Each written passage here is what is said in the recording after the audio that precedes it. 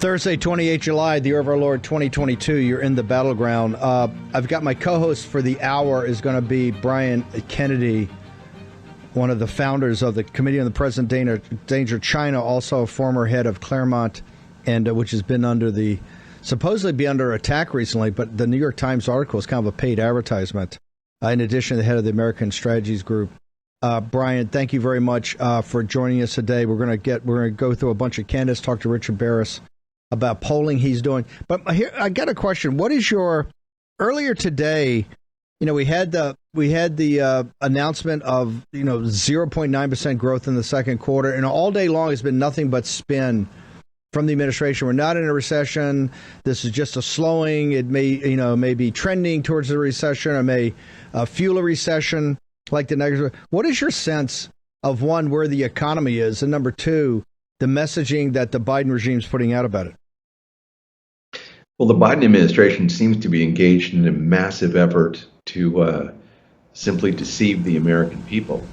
President Trump the other day called it not misinformation, but disinformation.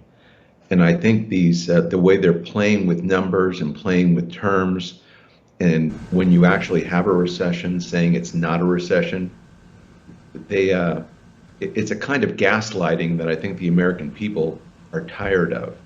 And any decent, free person would want the straight story from his government, and he's not getting it today. I think the economy's in trouble today, and I think people are very uncertain about what's going on.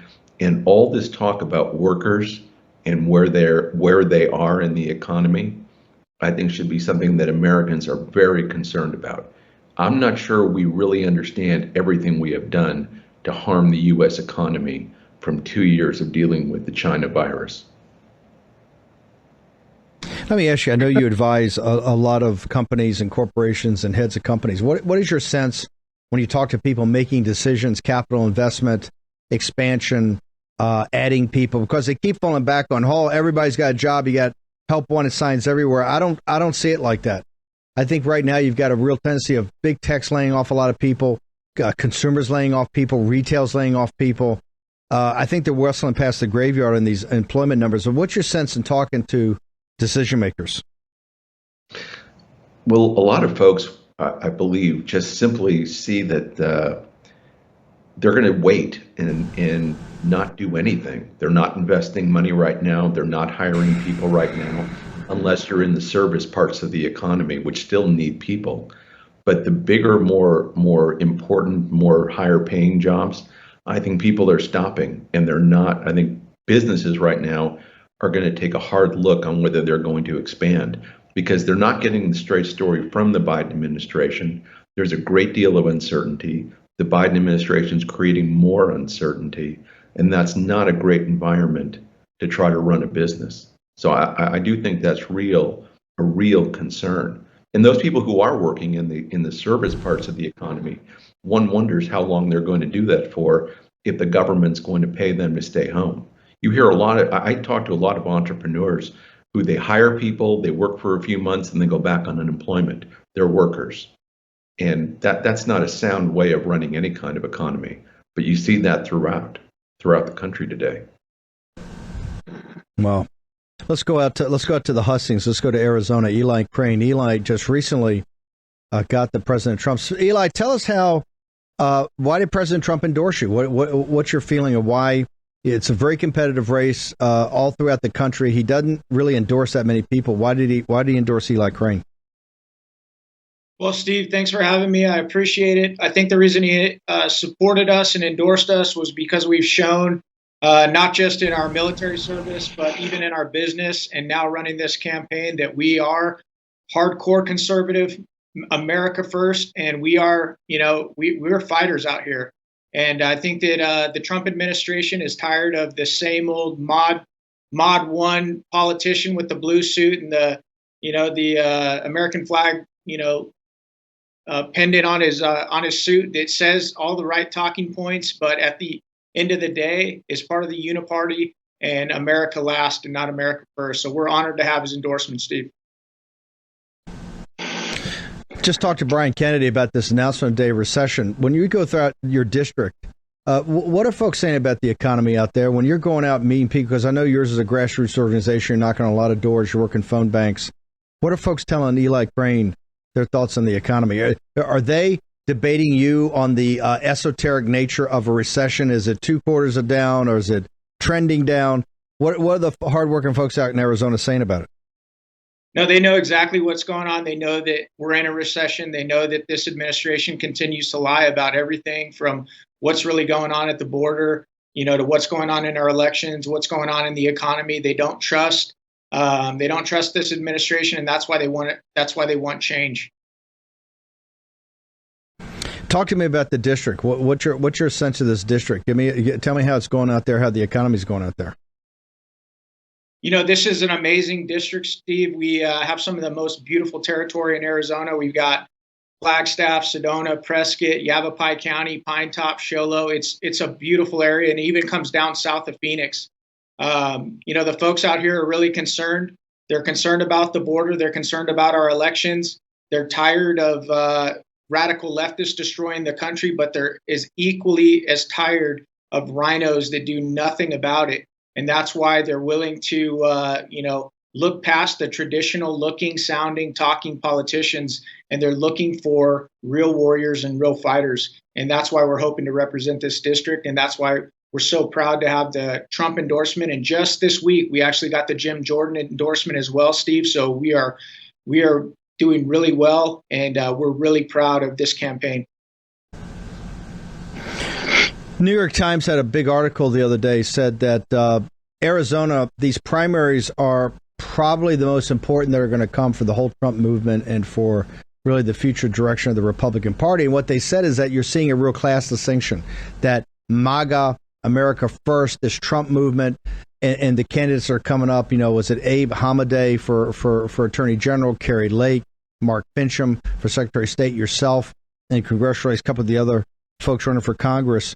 Really, Trump has galvanized a working class, middle class movement that wants real action for the working class and middle class, and no more nonsense. And you've got also in Arizona, because of the history of the state, very vested interest in real estate, banking, finance, really from the McCain, Ducey, establishment part of the party.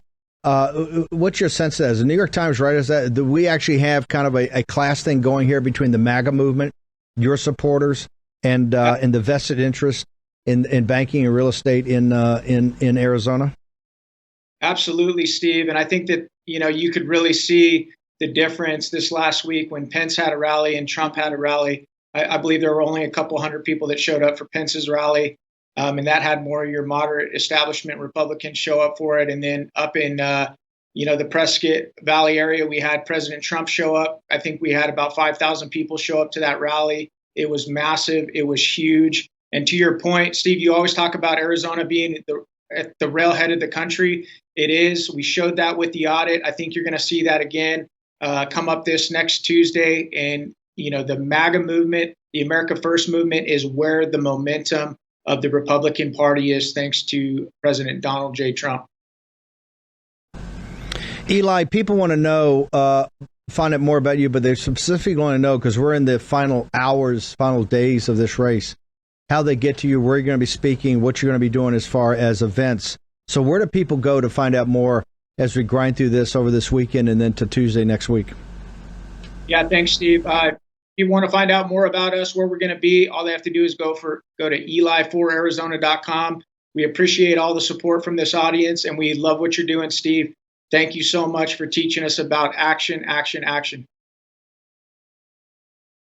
Kyle, Eli, thank you so much. Appreciate it. We're going to have everybody. I look forward to having you back on this weekend. I think there's going to be a big seminar, and I think it's going to be out. I thought it was going to be out in Arizona on the voter integrity. We're going to Laura Logan's going to be out there. We're going to hook into a lot of people, so we'll make sure we get you over the weekend. I know you're going to be working hard. Eli Crane out in Arizona too. Remember, Eli's a Trump-endorsed candidate for the House of Representatives for Congress. Eli Crane, thank you very much. Brian Kennedy, let me go back to you for a second before I go to my next guest. You've spent more time in Arizona really as a senior Trump associate out there. Is the New York Times right? Is this thing really galvanized? I call Arizona the railhead of the Trump movement.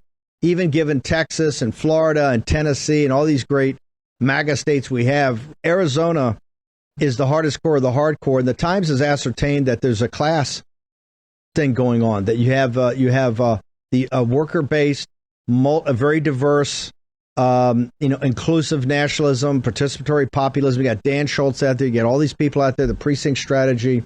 It's really it's a bottoms-up grassroots movement that supports America First for Trump. And then you've got the vested interest of the people that have put the capital to work over many, many decades in Arizona. The banking establishment, the financial establishment, the real estate interest, really personified by McCain and Ducey and that crowd. Do you buy that assessment? Well, I certainly agree that there's a divide. The reason Arizona is so important is because it was Arizona that Fox News called on election night for Joe Biden, when everybody, and I mean everybody in the Arizona establishment, thought Donald Trump had won. They were having caravans go through Arizona prior to November 3rd, excuse me, that were over 100 miles long. Just the enthusiasm for President Trump was off the charts, so that when Fox News called it for Arizona, people were outraged. They thought something was wrong, and they knew they were going to have to get to the bottom of it. The thing about Arizona is you have working class Hispanics, you have white, black, brown. It is not about race. It's about America. It's a very popular, populist, pro-American state.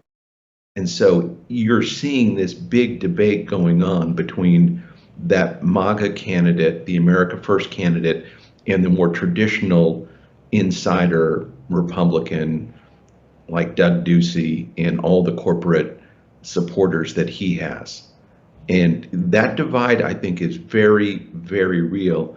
The interesting part, it seems to me, is that it does come down to workers. That will the Republican Party stand up for workers or just corporate interests?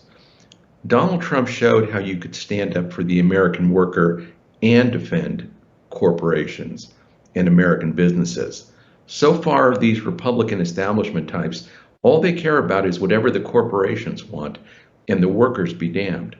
And the time has come to change all that. And I think to the extent that this Tuesday you have a big divide, I think you're going to see real enthusiasm for the MAGA candidates, whether it's Kerry Lake, Mark Fincham, or whoever, that these are the people that represent everyday Arizonans.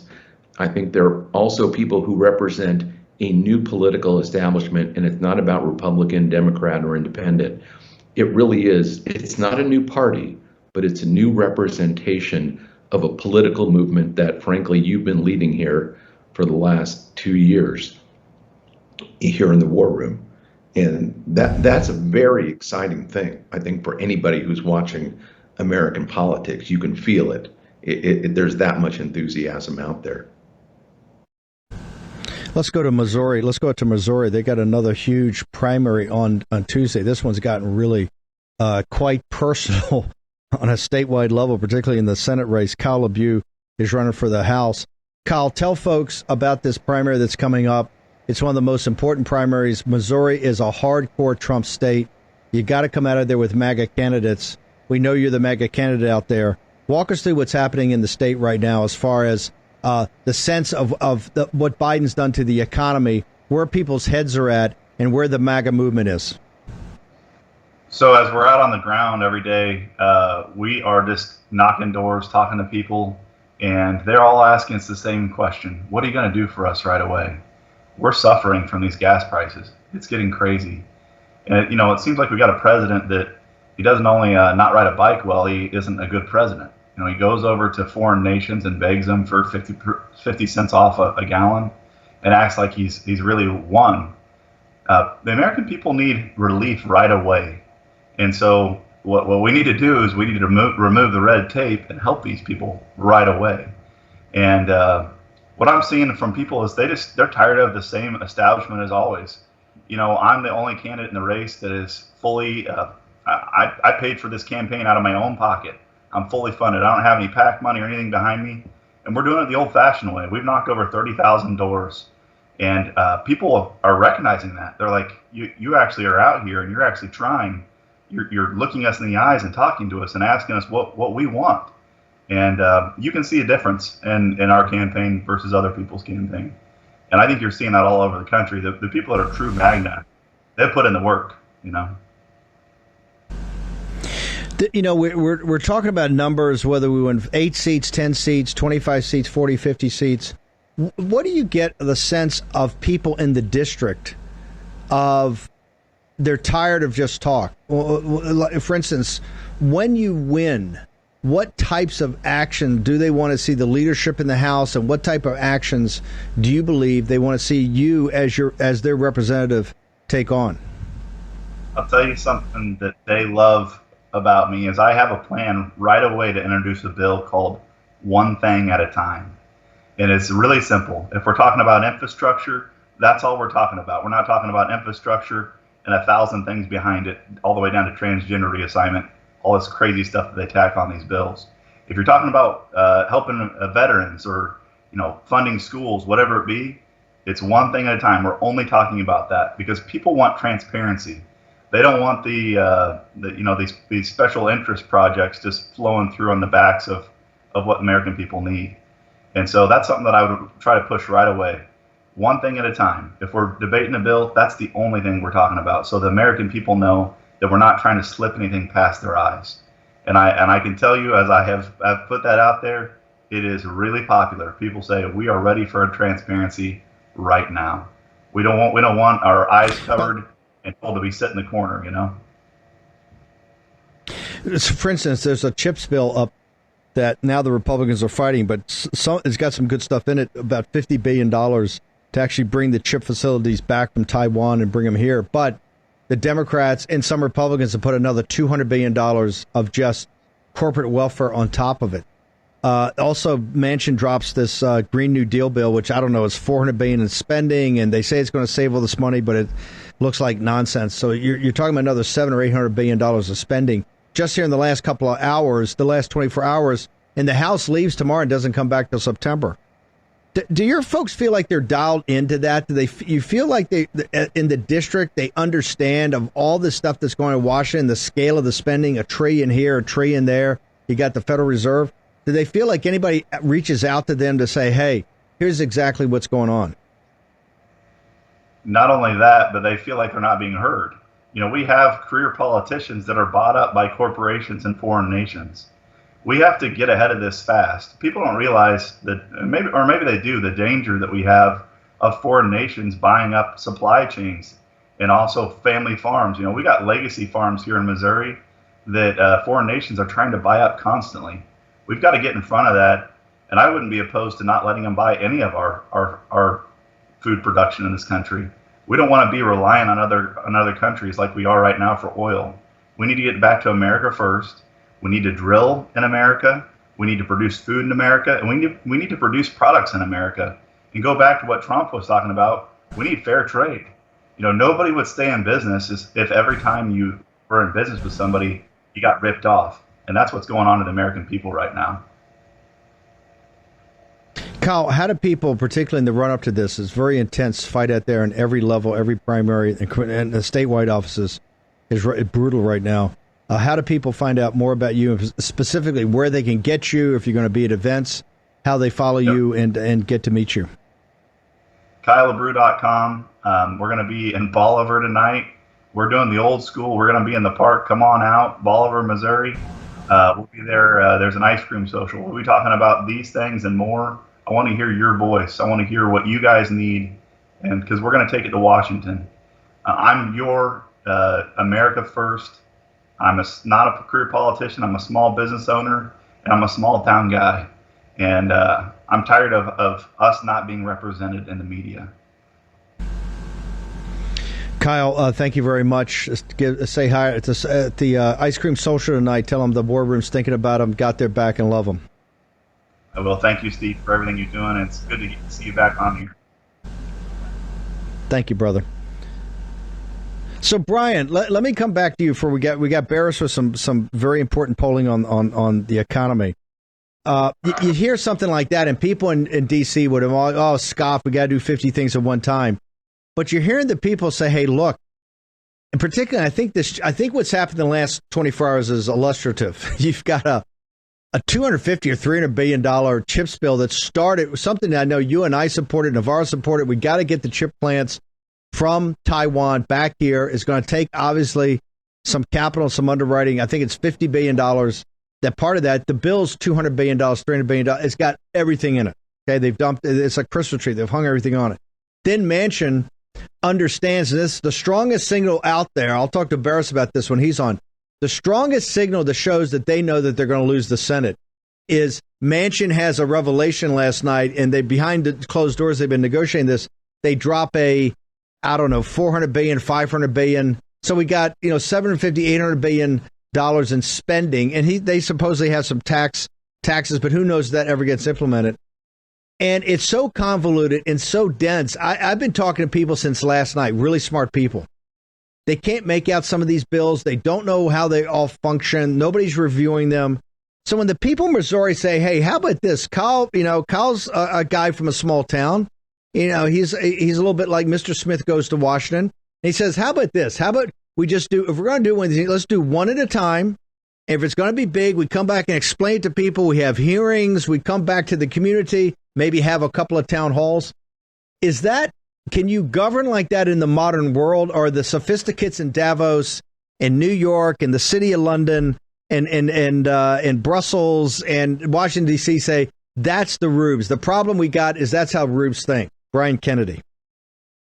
Yeah, isn't that was very refreshing what Kyle had to say. He's a real guy, and Americans want real guys. Not to bring everything back to Donald Trump, but Trump was a real guy. He tried to approach everything based on common sense, just plain old American common sense. That's what Kyle is talking about.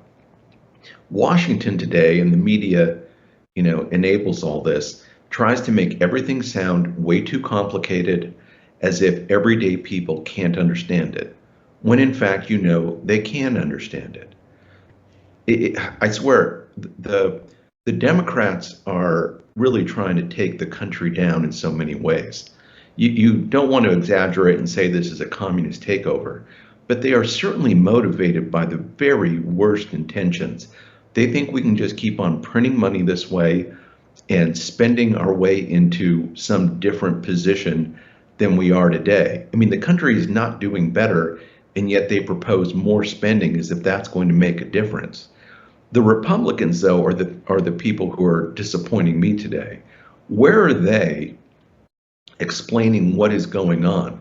It's almost as if they think just by being quiet, the Biden administration is going to implode, and they're going to win in the primaries and in November. And that's not enough. You've got to actually make a case to the American people and explain exactly what is going wrong with what the Biden administration is doing. And so the Biden administration itself seems delusional that they're making a difference. But the Republicans, unfortunately, also seem delusional to me that just sitting there on the sidelines waiting for the Biden administration to implode is going to be enough. They've got to start fighting. Guys like Kyle, they're fighting. Trump is fighting. Blake Masters in Arizona is fighting. You need these kind of guys out there getting into office and really making a difference. I think that's very wise, because everybody in the Republican side leadership, they're just saying, be quiet, don't say anything. It'll just all go away. Before we go to break, we're going to bring Richard Baris, the great People's Pundit, a pollster, talk about the economy, but I also want to talk to him about next Tuesday is going to be brutal. It's a big day for MAGA. It's a big day for America First. Big day for the Republican Party and this country. Let's go back to the chips bill for a second. You and I have supported strategically. We got a massive problem with the chips. We never should have let all the high-end chips go over to overseas. Taiwan is Silicon Valley West. You got to defend it. It started as a $50 billion, which is still a lot, $30 to $50 billion for the chips part alone. It's huge. But it metastasized $250 billion, and nobody talked about it. And now we're kind of presented with, we don't support it. And you had these bills out of control. We got about a minute, Brian. How does that happen without the Republican Party every day talking about something as important as bringing chips back here to the United States? Well, look, our entire economy is based on these chips. unfortunately. And the idea that we've let that be concentrated in Taiwan, and we love Taiwan, they're an ally, but the idea that we've let Taiwan be the main manufacturer of these, so close to communist China, so vulnerable to communist China, just means that American policymakers are not doing their jobs. We should have been incentivizing businesses decades ago to build these industries here in America, and if not mandating it, really making it a very high priority of successive administrations to see this happen. President Trump started it, but didn't have any support because all the corporate types in the Republican Party were simply fine leaving these things offshore, when in fact you have to bring these things back to this country. It's a really dire predicament we're in right now between the chips and medicine. We've dropped the supply. It's unbelievable. Okay, hang on for a second, Brian. Brian Kennedy is my co-host for the hour. We're going to bring in the Richard Baris. I think, if not the best pollster, one of the best pollsters out there. He's going to talk about his polling on the economy. We're also going to ask Richard about next Tuesday, kind of game day for MAGA. Short commercial break. Back in the battleground just a moment.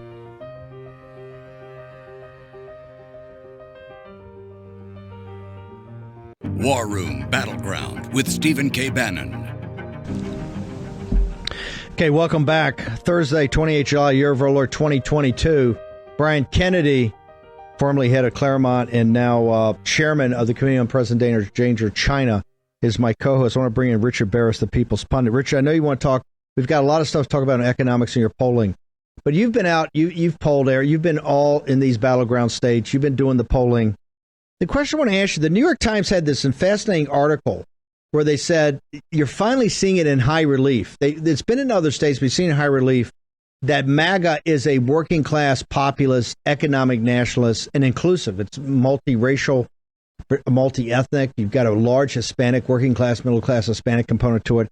And in Arizona, it's coming down to very entrenched real estate, banking, the old guard, the old establishment of the Republican Party out there, kind of the McCain factor now with Ducey, versus this uprising that's personified by people like Mark Fincham and Eli Crane and Kerry Lake and galvanize a lot, like Brian said, by what happened out there on 3 November when you were our pollster that night, and you were sitting there going, I don't really see why they called Arizona so quickly. As you know, there's a memoir out today says that, or coming out in a couple of weeks, it says Rupert Murdoch told the Trump campaign, "Oh, you lost by it's so the numbers are locked." And I think now we're down to 8,000 votes. We know they're illegal too, so Trump actually won Arizona. What's your sense as you go around the country, and particularly look for next Tuesday? Has MAGA transformed the Republican Party, and particularly primary voters, into a working class, middle class, really political force that will really deliver come these primaries, sir? Yeah, this is why that New York Times article is really important. And when we released the CD Media Big Data poll, Steve, I told people, look at a few things in those crosstabs. Look at age, look at race, and look at generation. The fact is, the Pence wing of the party, the Ducey wing of the party, they're hoping that nothing but older white voters who are third generation and more come out. Because if anybody below the age of 64 comes out in any meaningful numbers, they're going to get crushed. Not just beaten, crushed. Look at the numbers that we released. Carrie Lake leads with 18 to 29-year-olds by 20 points. She leads 30 to 44-year-olds by almost 20 points. It only gets close when it's 65 plus. And even that, she's still up. It's just a matter of single digits as opposed to just a dominating win. Hispanic voters that are going to come out in the Republican primary, they're going to vote for Lake and Masters by overwhelming margins. So that New York Times article, Steve, is lamenting the future. That I've been trying to make this commentary for about a week now, which is, it's not really commentary, it's fact. One wing of this party appeals to the demographics that are the future, not only of Arizona, but of this nation. The other party is literally dying. Literally dying. So and if you want to pray for low turnout every election, vote for Robeson and Mike Pence's people. You know, I mean, that's the choice. Let me, by the way, I want to thank L. Todd Wood and the team over at CD Media that's now your sponsor for these polls. You do a lot of these massive big data polls. It's been incredible. They're such a great news operation. But here's the question. And I'm going to get to Brian Kennedy saying, you're one of the first to ascertain that this is happening. This is why I kept saying Arizona is the railhead of this, because there you can see it in high relief.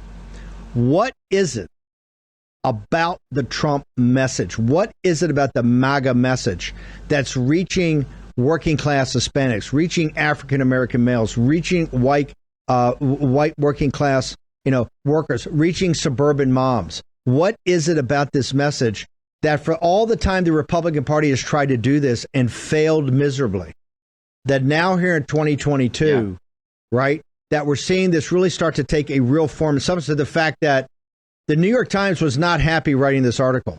You could tell they were saying, "Hey, this thing is this thing is real. This thing is real, and it's coming for you." What is it about the message that attracts people to volunteer and attracts people to go vote in primary? I think it's a few things, and I think we just heard Patrick say one of them. Donald Trump even used the word common sense conservative, put that up against what Bush said, which was compassionate conservatism, and ended up not being very compassionate at all. It led to a financial crisis, or at least they did nothing, which hurt Hispanic people badly, disproportionately, Steve, in places like Nevada and Arizona and South Texas, South Florida. So they needed they needed some cajoling to bring back around. And Donald Trump, he had something, and the movement itself, new leaders like Kari Lake and Blake Masters, they believe that they're going to fight. It really is that simple. The working class in this country feel abandoned. They feel like they have no voice, and they feel like voting is really a waste of time. Nothing will change. What America First does for them is make them think that their vote is worth it again and gives them a voice again. It really is that simple. Now, I'm looking at Kari Lake. That is a tough woman. She's going to fight for me. I'm looking at Donald Trump. He's not going to back down. That guy's going to fight for me. Blake Masters, he's going to fight for me. That's what it is. They've always been there. The Republican Party, like a Mitt Romney, a technocrat, a plutocrat, whatever you want to call him, a Kevin McCarthy. Look at these people. They're jokes. They're jokes. Nobody in real America will think that somebody like them is going to fight for them. It really is that simple. Nobody, Steve, you're a student of history. Nobody wants to follow people who don't have the courage of their own convictions. Nobody follows cowards. Nobody. It's that simple. It's not politics. It's history. It's human nature. Let me bring in Brian Kennedy. Brian, you've been out there. You've seen this. You've seen the rise of this movement. Is brother Richard Baris correct in your opinion? Absolutely. First of all, Richard I think he said that perfectly. That was a perfect expression of what the electorate is thinking right now. But remember, this is not sort of a new problem for Republicans. I recall Abraham Lincoln's speech to the Wisconsin State Fair when he was asked, and this is, of course, 160 years ago, he was asked they were pushing him on like whose side should we Republicans be on? Should we be on the side of labor or capital and business? As if you had to be both, or one or the other. And you would think the modern Republican would think, well, we ought to be on the side of labor or capital, and that's how establishment Republicans think today. But what did Lincoln say? He goes, we should have a very strong disposition toward labor, the working man. This is Lincoln talking about this in the 1850s. The working man, because if we have laws that protect the working man's ability to make money, he can work hard, he can make money, he can save money, and he can start his own business. If we just are on the side of capital and business, then the working man never has a place to go. Well, again, not to keep pushing everything back to President Trump, but that was President Trump's bias. Let's see what we can do for the working man. Capital can take care of itself and always does. The working man, what do we do to take care of him, to make sure that he has a leg up, that we're watching out for his interests? And to the extent that Republicans today are talking about those issues, what's good for the working man, they're going to win. And if they don't follow that, and they simply focus on what's good for corporate America, I think they're not going to do as well. They may still win seats overall, but they're not going to do as well, and people will get disenchanted. Richard Baris, you've done tremendous analysis and polling about the economy today. You and I have been following this about. I think what's upset people today, as I've gotten feedback, is this whole debate of how many angels are dancing on the head of the pin. Is a recession, not a recession? Biden regime is in full spin mode. Walk me through what you know from your polling and where the American people are about the economy and other aspects like that versus just spin about nomenclature, sir. Yeah, this is why the spin won't work, because the fact is the Registered Voter Economic Confidence Index, when it first came out, came on the show and I spoke to you about it, and I told you this index was designed to do a few things. One, be a little bit more predictive than consumer indexes when it came to elections, the impact on elections, but also, two, to predict recessionary periods, growth periods. The American people knew we were in a recession before lagging indicators came out and confirmed it, which is what the BEA puts out. We're looking backward now. What was growth in the last 3 months? But the truth is the American people knew.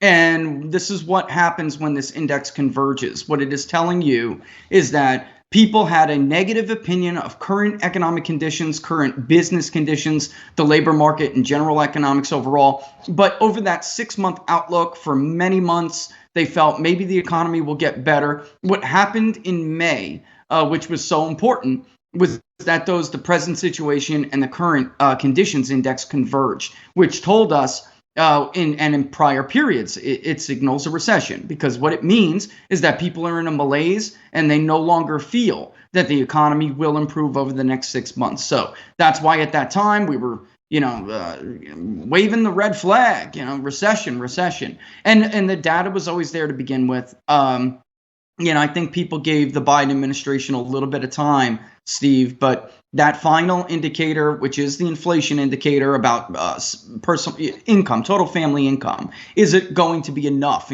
to cover your expenses? How do you feel about it? Once that went as negative as the rest of them, that was it. It pulled that outlook, that 6 months outlook. It pulled it on par with the current conditions, and that was it.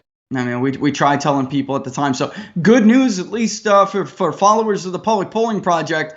At least we did our job and the index worked. But unfortunately, this is one of the times where you wish you were wrong.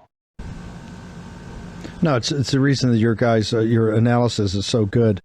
We're 100 starting on Sunday. We're 100 days out, and I'm not asking you to forecast, but over the last 24 hours in this city, because of the CHIPS bill, but particularly because of Manson's changed their mind on the Green New Deal bill, the hammer down, and they've put the name to show you how corrupt they are.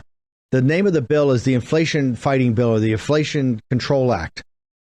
Is, in your opinion, given your sense of the understanding of how the lived experience of American citizens today in the economy, how they're thinking about the economy, and coupled with your political polling, do you believe there's anything the Democrats can do? Is there any bill or anything, because this Inflation Control Act will take years to implement, but is there anything they can do on messaging or whatever, as you see it right now, to turn around the ship and avoid coming up on the rocks and actually getting blown out in November, as you see it 100 days out?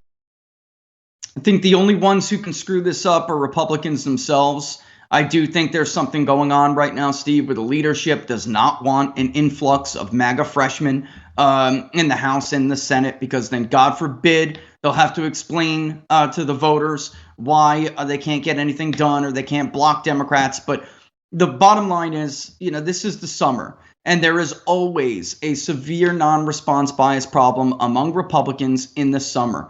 That's why that Labor Day is really, typical, give or take a week or two, is always the point when people really start to look at the polls. In the summer, Democrats will edge a little bit of an advantage because Republicans participate less, and that tends to influence most of the methodologies that most pollsters use in media and in university.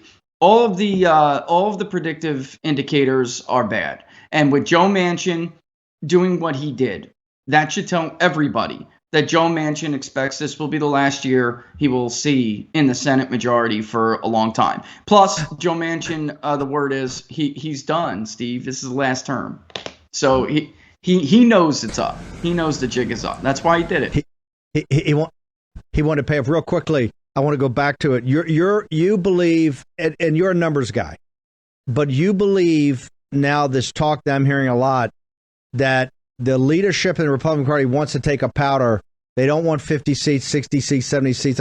They'd rather have it a tight so they can control it, a tighter, a majority to obviously take control, but to be tighter because what last thing they want is a bunch of Donald Trump endorsed folk showing up there and raising holy hell. Are you a believer in that?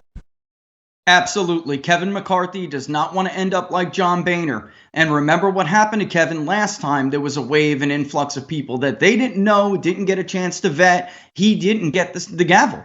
He couldn't make it. He didn't have the votes. Paul Ryan had to be the compromise candidate. There is no compromise candidate anymore. So right now you have Kevin McCarthy and Mitch McConnell basically counting votes, not counting seats. I mean, I hate to be the breaker of bad news to everybody. Now, there's only so much they can do to control that, Steve. But they want a manageable establishment majority. That is why next Tuesday, it's not just Arizona, it's Michigan, it's Missouri. It's very important. The last of these primaries will do a lot to define who the Republican Party is going into not just 2022, but the presidential election in 24. And Washington with Culp and Joe Kent. I mean, it's next Tuesday. That's right, I cannot overemphasize how big that. You're doing amazing work. I want to thank your wife because I know she does the work. You're just the good-looking guy they put on the camera. The actor that she does. Me. Exactly. How do people? By the way, and thank L. Todd Wood and the team at CD Media that's helping sponsor this now. How do people get to you both on your social media and how they get to the site?